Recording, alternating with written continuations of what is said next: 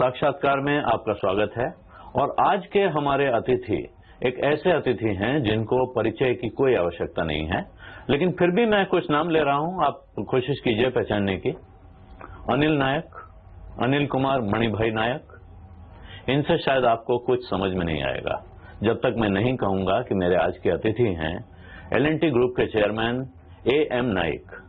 वो A.M. नाइक नाम से इतने मशहूर हो गए हैं कि उनका पूरा नाम उनके इलाके के बाहर शायद बहुत कम लोग जानते हैं। नाइक साहब, आपका स्वागत है CNBC आवाज पर। अब आप L&T में एक बहुत लंबी पारी करके रिटायर होने की तैयारी कर रहे हैं, तो मैं आपसे ये समझना चाहता हूं कि कंपनी आपकी L&T का पूरा ग्रुप एक बहुत क्रिटिकल मोड़ पर खड़ा है, क्योंकि नाइक साहब जैसा एक लीडर कंपनी के डे टू डे कामकाज से अलग हो जाएगा।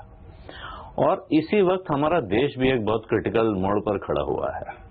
तो हम एक तरफ से कहते हैं कि बहुत तेज ग्रोथ होने जा रही है, भारत बहुत तरक्की करने जा रहा है, दूसरी तरफ जमीन पे देखें तो बहुत सी तकलीफें दिख रही हैं। आप यानी L&T जिन सेक्टर्स में काम कर रही है उनको देखते हैं तो इकोनॉमी की तस्वीर कैसी दिखती है? वैसे फर्स्ट तो मैं ये कहूंगा कि मैं A.M. नायक की हिसाब से सब जगह मशहूर हूं। इवन हमारे इलाके में भी लोग मुझे A.M. नायक से पहचानते हैं, फर्स्ट नेम से ज्यादा पहचानते हैं, पर ऐसा कोई तकलीफ नहीं है। दूसरी, अपनी इकोनॉमी जो है वो जितनी तेज से जानी चाहिए उतनी शायद धीरे धीरे जा रही है, थोड़ी फास्ट होनी चाहिए। डिमोनेटाइजेशन की वजह से temporary it has slowed down by a percentage और सो, कि जैसे 7.5% के बदले 6.5 शायद होगी, 7 के बीच में आएगी, 6.5 7 के बीच में। लेकिन long term future is very bright.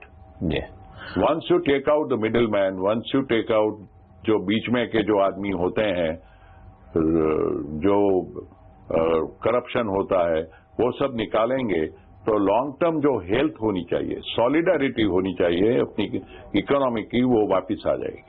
अगले साल मेरे को लग रहा है कि इकोनॉमी विल इंप्रूव टू 7.2%। आपने L&T में चौथे क्वार्टर के लिए रेवेन्यू ग्रोथ गाइडेंस घटा दी, 15% के आसपास थी, उसको घटा के आप 10% के पास ले आए, लेकिन तब भी ये काफी ऊपर है। तो ये घटाने की वजह क्या है, और जितना घटा के आपने किया है उतना भी क्या हो पाएगा? इसके लिए माहौल तैयार है देश में? नहीं, देश की बात नहीं है, हम अभी मल्टीनेशनल कंपनी बन चुके हैं।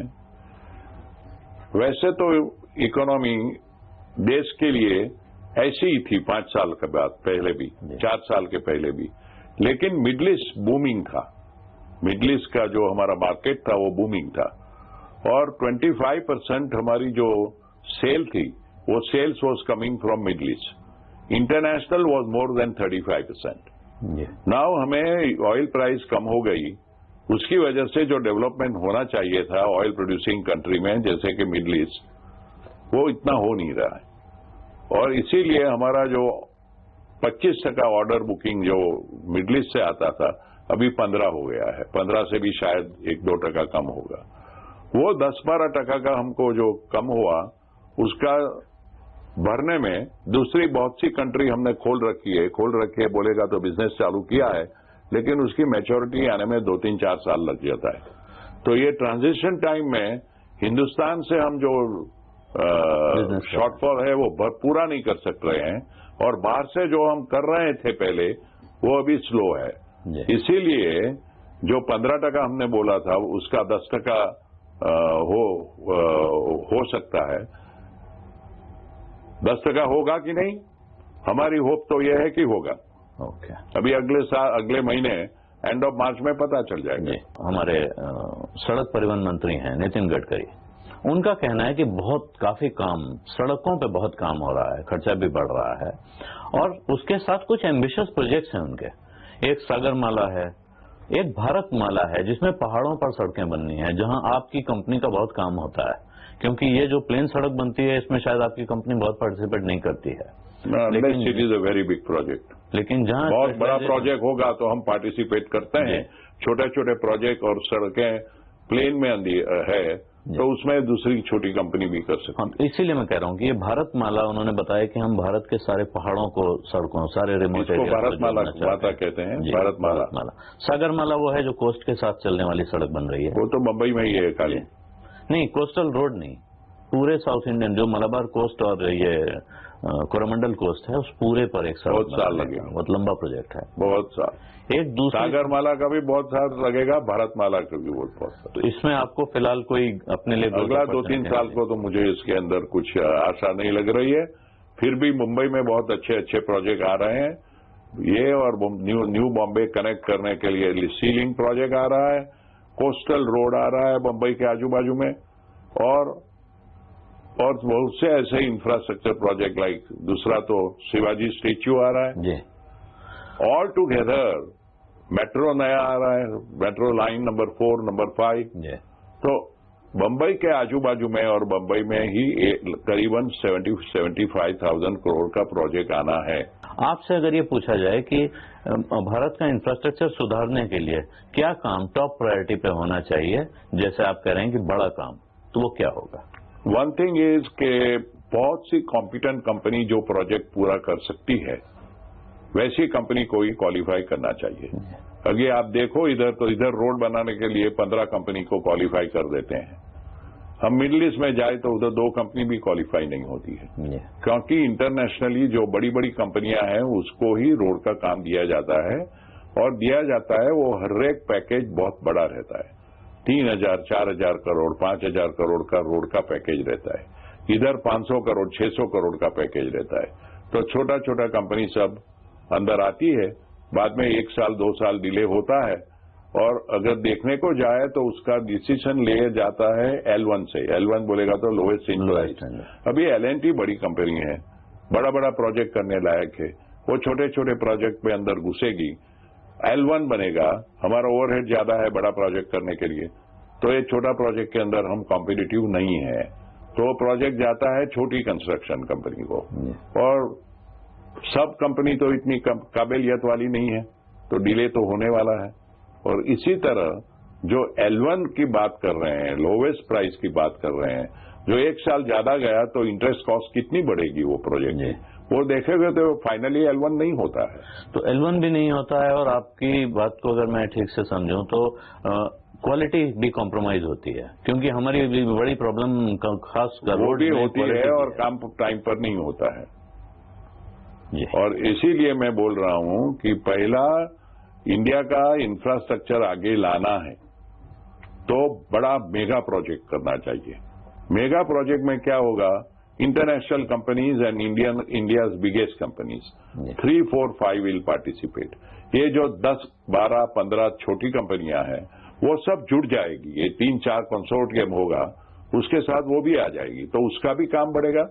L&T जैसी कंपनी के साथ काम करेगा तो उनके क्वालिटी सुधरेगा, they will become much better, बहुत सी अच्छी कंपनी बन जाएगी, और बाद में डायरेक्ट बड़ा प्रोजेक्ट भी ले सकती है। सो 10 साल के अंदर उसकी एम्बिशन ये होनी चाहिए कि हम L&T जैसे क्यों नहीं बने। आपकी लीडरशिप में L&T ने बहुत डाइवर्सिफिकेशन किया, और कई बिजनेसेस आपने नए खड़े किए, कुछ को अलग किया। इससे सब कुछ ऐसा नहीं है कि सब कुछ कामयाब रहा, कुछ बिजनेसेस आपने बेचे भी हैं, लेकिन अभी क्या दिखता है, जो बिजनेसेस आपके सामने हैं इनमें से कुछ ऐसा भी है जो ड्रैग कर रहा है, जिसको आपको शायद बेचने की, अलग करने की जरूरत पड़ेगी? जरूरत है, हमने जरूरियत देखी है। कोई बिजनेस के अंदर हम इतना सक्सेसफुल नहीं गए हैं। अभी जो बिजनेस है उसमें हमारे पास एक फोर्थ शॉप है, joint venture nuclear power corporation के साथ, वो हमारा बहुत लॉस कर रहा है, क्योंकि काम ही नहीं है, अंदर काम ही नहीं है। जो सुनामी हुई जापान में, उससे जो नुकसान हुआ न्यूक्लियर पावर स्टेशन से, आखिर दुनिया बदल गई। 150 न्यूक्लियर पावर स्टेशन की तैयारी हो रही थी बनाने की, वो सब बंद हो गया। जो चालू था न्यूक्लियर पावर जर्मनी वगैरह में, वो भी बंद हो गया, तो आखा मार्केट बदल गया। हर एक कंपनी ने वर्ल्ड में डबल ट्रिपल कैपेसिटी कर डाली थी, थिंकिंग कि nuclear going to be big boom, nuclear का बूम बहुत होगा। हमने भी ऐसा किया, लेकिन ऐसा हुआ नहीं। तो वो जो joint venture nuclear power corporation बनाया था, वो उसमें नुकसान हो रहा है। उसके अंदर मैं एकदम शॉर्ट टर्म सोल्यूशन मेरे को मिलेगा ऐसा लग नहीं रहा। तो वो तो एक्ट ऑफ गॉड है, तो हमने तो कुछ मिस्टेक नहीं की। अगर सुनामी नहीं आती, वो नुकसान नहीं होता जापान में, अगर जो 150 पावर स्टेशन बंद नहीं होता तो अभी बूमिंग होती, वो वही शॉप बूमिंग और शायद आपका स्टार होता। अब जो दूसरे बिजनेसेस हैं, एक दूसरा पहलू है कि बहुत से बिजनेसेस आपके ऐसे हैं जिनमें बहुत ग्रोथ अपॉर्चुनिटी है, जो आगे स्टार बनने जा रहे हैं, वो कौन सा है? स्टार है, अभी भी स्टार है और भी आगे स्टार बनने जा रहे हैं। वो इंफ्रास्ट्रक्चर है। इतना है कि पहले छोटा हम इंफ्रास्ट्रक्चर प्रोजेक्ट बनाते थे, अभी मेगा प्रोजेक्ट बना रहे हैं हम। आखी जो रियाद मेट्रो है सऊदी अरेबिया में, उनमें हमारा 9,000 करोड़ का प्रोजेक्ट है। 9,000 करोड़। अभी 9,000 करोड़ इंडिया में हमें कब क्या मिलता है? 500 करोड़, 600 करोड़, 700 करोड़, राइट? तो दोहा अगर आप देखो मेट्रो 8,000 करोड़ का है। ऐसा मेगा प्रोजेक्ट अगर आएगा तो हिंदुस्तान के अंदर बड़ी बड़ी कंपनी खड़ी होगी, छोटी कंपनियां उसके साथ सीखेगी, और इसकी बहुत जरूरत है कि इंफ्रास्ट्रक्चर के ऊपर बहुत कॉम्पिटिटिव भार दिया जाए। Company should be very good, quality should be very good. ये सब अगर आपने बनाया तो हिंदुस्तान का आखा जो इकोनॉमिक ग्रोथ है वो लगा हुआ है इंफ्रास्ट्रक्चर के साथ। इंफ्रास्ट्रक्चर बेस है, बेस इकोनॉमिक डेवलपमेंट का। वो अच्छा होगा तो इकोनॉमी भी अच्छी डेवलप होगी। आप बहुत लंबे समय 50 साल आपने इस कंपनी में 50 साल 52nd ईयर एंड रनिंग जिस 52 साल लोगों की उम्र नहीं होगी बहुत से हमारे दर्शकों की। और जो लोग नौकरी आजकल नए लोग आते हैं वो तो 6 महीने में दूसरी नौकरी ढूंढने लगते हैं। 52 साल आपने इस कंपनी में काम किया। जब आप यहाँ आए थे आपको ये उम्मीद थी, आपने सोचा था एक दिन मैं इस कंपनी का चेयरमैन बनूंगा, इस ग्रुप को चलाऊंगा? नहीं, मेरे को ऐसा था जब मैं आया कि कभी न कभी मैनेजर बन जाऊंगा, क्योंकि जब यंग 21 इयर्स ओल्ड जब आते हैं तो चेयरमैन तो बहुत दूर रहता है, तो उधर तक तो अपनी नजर भी नहीं पहुंचती। मैनेजर तक नजर पहुंचती है तो हम बोलते हैं कि शायद मैनेजर मैं भी बन सकूं। लेकिन धीरे धीरे जैसे जैसे प्रोग्रेस होता गया कंपनी का, उसके साथ मेरा, उधर तक मैंने और एक लेवल देखने को मिला, और एक लेवल को देखने को मिला। और करीबन 25 साल पहले मेरे को लगा ऐसा कि शायद मैं सीईओ बन जाऊंगा। चेयरमैन की बात वो टाइम हुई नहीं थी, क्योंकि खाली फाउंडर चेयरमैन थे। उसके बाद किसी को भी चेयरमैन नहीं बना गया। खाली यू कैन से वो फोटोग्राफ आप देखेंगे तो अंदर 2 फाउंडर है, फाउंडर, को फाउंडर, और जो प्रोफेशनल है वो मैं अकेला हूं। तो वो मेरे दिल में ऐसा नहीं था कि मैं भी शायद बन जाऊंगा, लेकिन बन गया हूं तो अभी काम कर रहा हूं। तो अब ये एक बहुत लंबी इनिंग आपकी करीब करीब खत्म होने को जा रही है। आपको जब अपना सक्सेसर का चुनाव करना पड़ा तो आपने क्या देखा? और ये सवाल इसलिए पूछ रहा हूं कि माना जाता है कि फैमिली बिजनेसेस के मुकाबले प्रोफेशनली मैनेज कंपनी बेहतर होती हैं, लेकिन जहां तक सक्सेशन प्लानिंग का सवाल है, आपको ये नहीं लगता है कि फैमिली मैनेज बिजनेस में वो ज्यादा आसान होता है? बहुत दिनों से दिख रहा होता है कि सक्सेसर कौन है, यहाँ आपको तलाश करनी पड़ती है, तराशना पड़ता है। फॉर्चुनेटली मेरे को तलाश नहीं करनी पड़ी, क्योंकि मैं सब जगह जाता हूं। तो आज से 10 साल पहले जब मैं ईसीसी के अंदर काम से गया था और बहुत स्ट्रेटेजिक बात हो रही थी, जब मैंने मेरा सक्सेसर को लगा कि शायद ये हो सकता है, तो उसके ऊपर मेंटरिंग करना चालू किया, जिसका नाम है सुब्रमण्यम, बहुत जगह आपने पढ़ा होगा। और धीरे धीरे वो एकदम स्मार्टली ऊपर आने लगे। जब मैंने को लगा कि यही एक बनने वाला है, तो 2.5 साल पहले मैंने उसका ऑलरेडी अनाउंसमेंट कर दिया। सो 2.5 साल से उसको पता था कि वो सक्सेसर बनने वाला है। फिर धीरे धीरे मैंने उसका जो ग्रुप था वो 40% 45% ऑफ L&T था, इंफ्रास्ट्रक्चर ग्रुप। फिर मैंने उसको रेलवे, अपना हैदराबाद रेलवे दिया, शिप बिल्डिंग दिया, IT दिया, इंजीनियरिंग सर्विस दिया। अब अप्रैल में और कुछ दूंगा, जुलाई में और कुछ दूंगा, अक्टूबर में तो 1st October he will take over the entire operation part of it. There are some issues which may have to be handled differently, but more or less he will take over. तो अब नाइक साहब, इस अक्टूबर में आपके पास बहुत खाली वक्त होगा, क्योंकि आप जो कंपनी को जितना वक्त देते हैं वो वक्त आपके हाथ में होगा। कंपनी को मैं 14 घंटा देता हूं। तो इस वक्त का इस्तेमाल आप क्या करेंगे? अगर आप 14 घंटे देते हैं तब भी ये नहीं, मेरे पास बहुत सी दूसरी एक्टिविटी भी है जिसको कंपनी के साथ कुछ लेना देना नहीं है। मेरा खुद का 2 ट्रस्ट है जिससे मैं बहुत सी एक्टिविटी करता हूं, social activities. Public charitable trust है जो भी हम एम्प्लॉइज ने ही चालू किया था।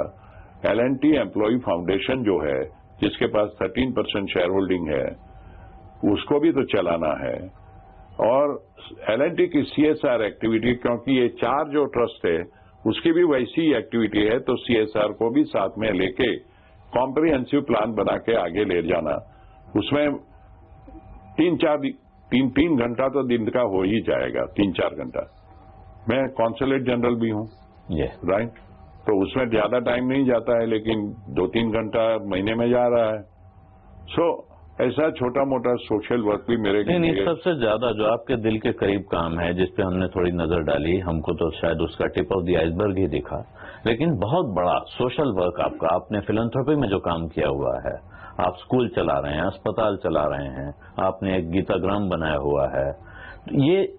ये जो काम है, ये आप क्या सोच के कर रहे हैं और इसको आप कितना और बढ़ाएंगे? अभी ऑलरेडी आप अपनी वेल्थ का 75% हिस्सा उसमें कमिट कर चुके हैं। 99 में जब मैं CEO बना तो मैंने पहला 100 डेज में मुझे क्या क्या करना था वो एक लिख के रखा था, क्योंकि मैं बहुत साल से सोच रहा था।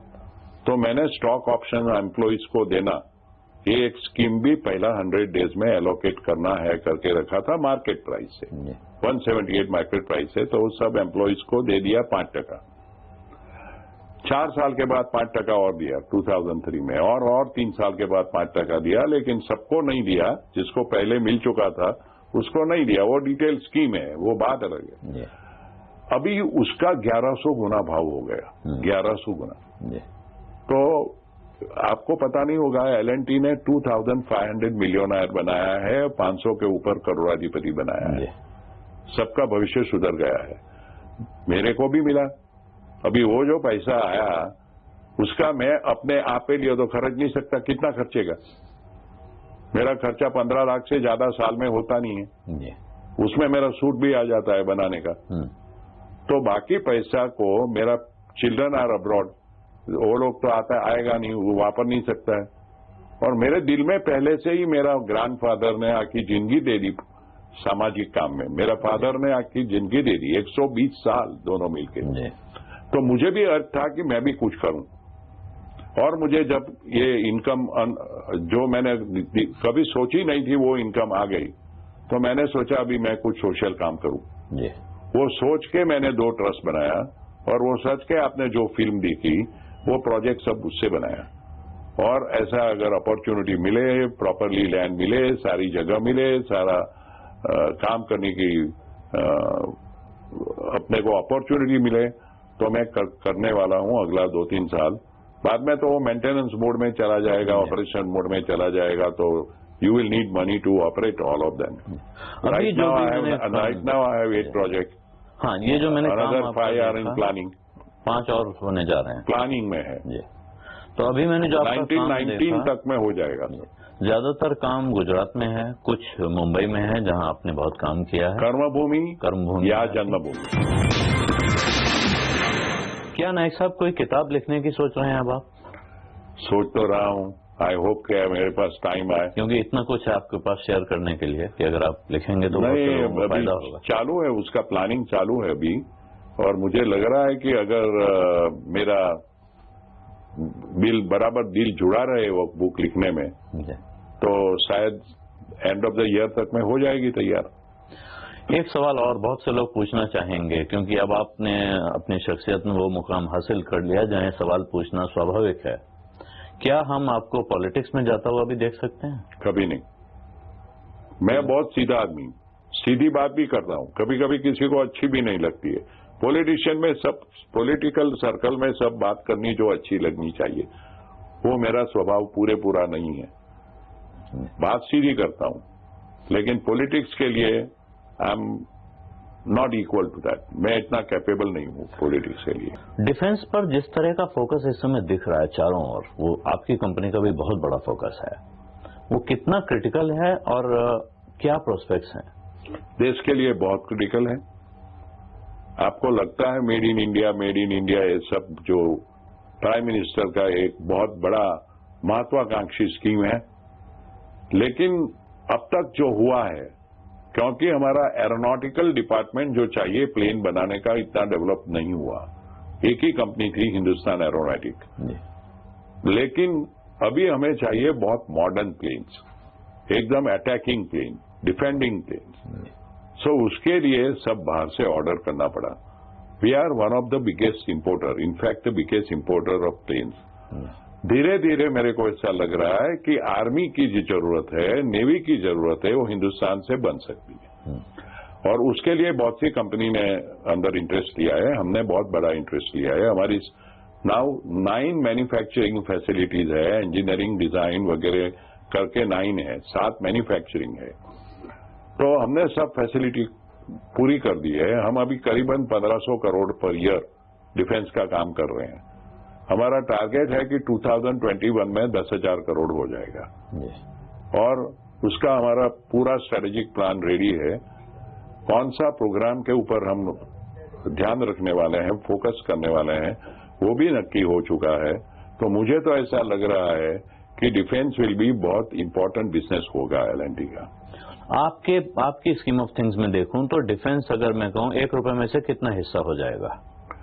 अभी तो खाली 1% है, 1%। लेकिन वैसा हम देखने के जाएंगे तो 5% होगा, 5 टाइम्स मोर। एक आखिरी सवाल, एक ऐसे पॉलिटिशियन इस वक्त दुनिया के नक्शे पे हैं जो सीधी बात करते हैं और ऐसी बात करते हैं जो बहुत से लोगों को पसंद नहीं आती हैं, डोनाल्ड ट्रंप।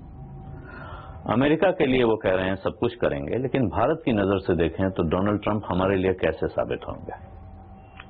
वो बहुत जल्दी है अभी, इट इज टू अर्ली। 1 साल के बाद हम बोल सकते हैं कि डोनाल्ड ट्रंप की सब पॉलिसी उसने इम्प्लीमेंट करना चाहिए, और अगर की तो हिंदुस्तान के विरुद्ध में गई कि नहीं विरुद्ध में गई। मुझे तो ऐसा लग रहा है कि वो अपना देश की सोच रहे हैं, और उसको पता है कि बहुत सा millions of people have lost job. America में मिलियंस ऑफ पीपल का जॉब चला गया है, क्योंकि सब काम बाहर चला गया। चाइना ने पूरा मैन्युफैक्चरिंग ले लिया। हिंदुस्तान एजुकेटेड, वेरी इंटेलेक्चुअल वो काम कर रहा है, जिसकी कमी है वैसे यूएसए में, तो उसके ऊपर इम्पैक्ट आएगा, लेकिन इतना नहीं आएगा जितना डाउन द लाइन जो हाउसवाइफ काम करती थी पहले बीपीओ में, और इस तरह का जो काम चला गया है वो वापिस लाने की कोशिश वो कर रहे हैं। उसमें मेरे को लगता है कि इंडिया के ऊपर थोड़ा बहुत तो धक्का लगेगा, लेकिन इतना नहीं लगेगा जितना आप सोच रहे हैं। और नाइक साहब, आपका बहुत बहुत शुक्रिया CNBC आवाज के लिए, आपने वक्त निकाला और इतनी अच्छी बातचीत की। Thank you very much.